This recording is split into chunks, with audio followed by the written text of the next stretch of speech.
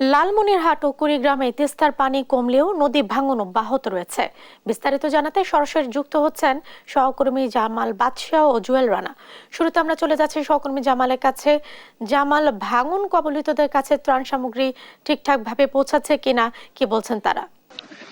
আসলে তিস্তার পানি কিন্তু গত 3 দিন ধরে না কমতে শুরু করেছে এবং এই পানি কমার সাথে সাথে কিন্তু তিস্তার ডান এবং বাম তীরে অন্তত 20টি পয়েন্টে ভাঙন তীব্র আকার ধারণ করেছে। আমি যদি বলতে চাই, লালমনিরহাট সদর উপজেলার হরিণচরা, কালমাটি এবং আদিতমারি উপজেলার মহিষকোচা, গোবর্ধন, হাতীবান্ধা উপজেলার ডাউয়াবাড়ি এবং গড্ডিমারি এলাকার আসলে তিস্তার ভাঙন কিন্তু আসলে তীব্র আকার ধারণ করেছে। পানি উন্নয়ন বোর্ড আমাদেরকে জানিয়েছে তারা ভাঙন প্রতিরোধে জিও ব্যাগ ফেলছে।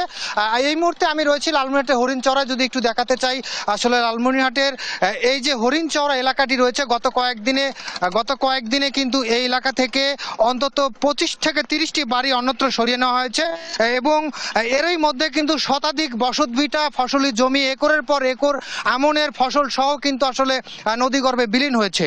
এই এলাকার লোকজনের সাথে আমি সকাল থেকে কথা বলে দেখেছি, তারা যেটি জানিয়েছেন যে এর আগে অর্থাৎ গত 5 বছরে কিন্তু এই এলাকায় এই পরিমাণ ভাঙন আসলে হয়নি। যে ভাঙনটি আসলে গত 3 দিন ধরে পানি কমার সাথে সাথে শুরু হয়েছে। আমি এই স্থানীয় একজনের সাথে একটু কথা বলতে চাই। আপনি একটু আমাদেরকে জানাবেন যে গত কয়েকদিন ধরে এই এলাকায় ভাঙন শুরু হয়েছে, পানি উন্নয়ন বোর্ডের পক্ষ থেকে কি ধরনের পদক্ষেপ নেওয়া হয়েছে এবং কি পরিমাণ ক্ষতিগ্রস্ত হয়েছে এলাকার লোকজন? ধন্যবাদ। আসসালামু আলাইকুম। যে গত 3 দিনে আমাদের এই হরিণচরায় এই এলাকায় পাকার মাথা বলে এখান থেকে প্রায় 30টি বাড়ি অপসারণ করা হয়েছে। আজকে ভাঙন, প্রচুর ভাঙন।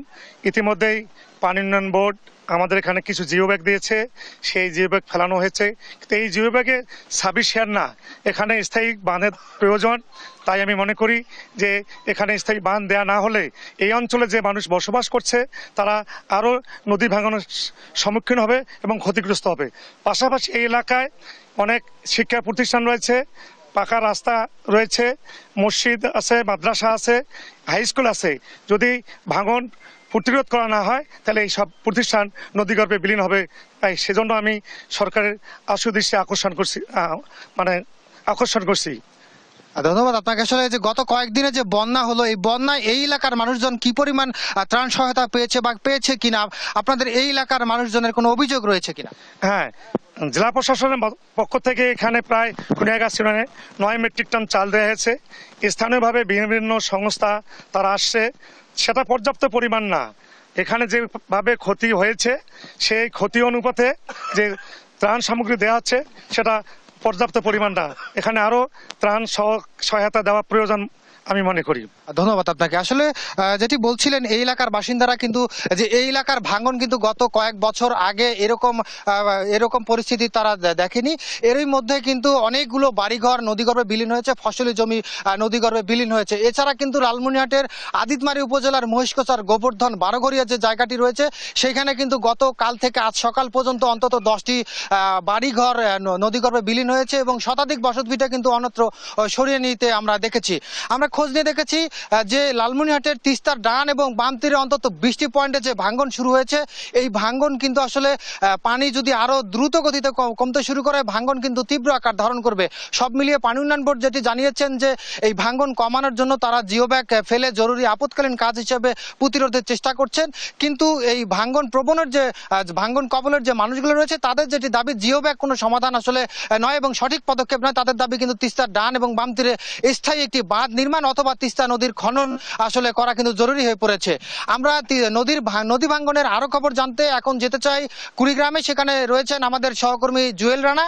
জুয়েল, জানাবেন যে কুড়িগ্রামে তিস্তার পানির বর্তমান কি পরিস্থিতি এবং ধরলার যে সেটি বর্তমান কি দেখছেন?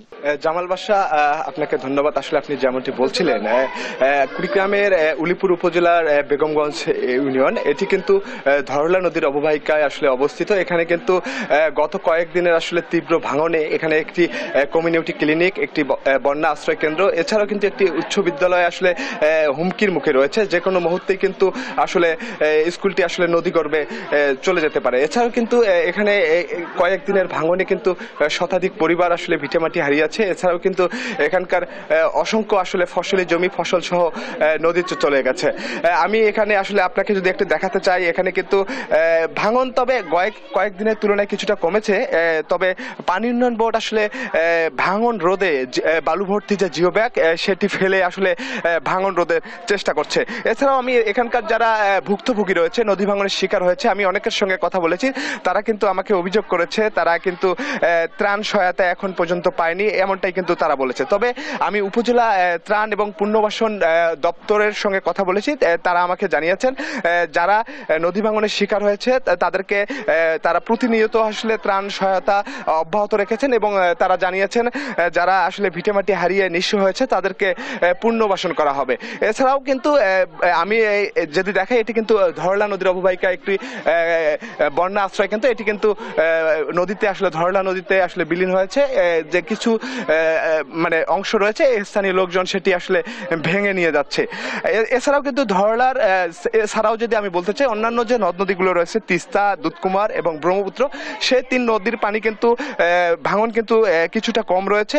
ধরলাও কিছুটা কমছে, কিন্তু আমি যে এলাকাটি দিয়ে রয়েছে এটি বেগমগঞ্জ ইউনিয়নের ক্ষুদিরকুটি এলাকা, এখানে কিন্তু ভাঙনটা রয়েছে, যার ফলে কিন্তু এখানকার মানুষ আসলে আতঙ্কে রয়েছে। যে এছাড়াও কিন্তু যারা হুমকির মুখে রয়েছে তারা কিন্তু তাদের যে আসবাবপত্র রয়েছে, বাড়ির যে বিভিন্ন মালামাল রয়েছে, তারা কিন্তু নিরাপদ স্থানে সরিয়ে নিচ্ছেন। এছাড়াও পানি উন্নয়ন বোর্ড বলছে কিন্তু যে ভাঙন কিন্তু বলছেন যে জেলার আসলে 4 থেকে 5টি স্পটে আসলে ভাঙন চলছে। কিন্তু আমরা যদিও বিভিন্ন নদ নদীর অববাহিকা ঘুরে দেখেছি যে অসংখ্য এলাকায় কিন্তু আসলে নদী ভাঙন রয়েছে। এছাড়াও আমি স্থানীয় আবহাওয়া অফিসের সঙ্গে কথা বলেছি, তারা বলছেন যে আগামীতে হালকা থেকে মাঝারি বৃষ্টিপাত হওয়ার সম্ভাবনা রয়েছে আগামী 24 ঘন্টা, যার ফলে কিন্তু নদীপাড়ের মানুষ বলছেন যে বৃষ্টি হলে কিন্তু ভাঙনের যে তীব্রতাটা এটা কিন্তু আসলে বেড়ে যায়, যার ফলে কিন্তু তারা আসলে চিন্তিত রয়েছেন।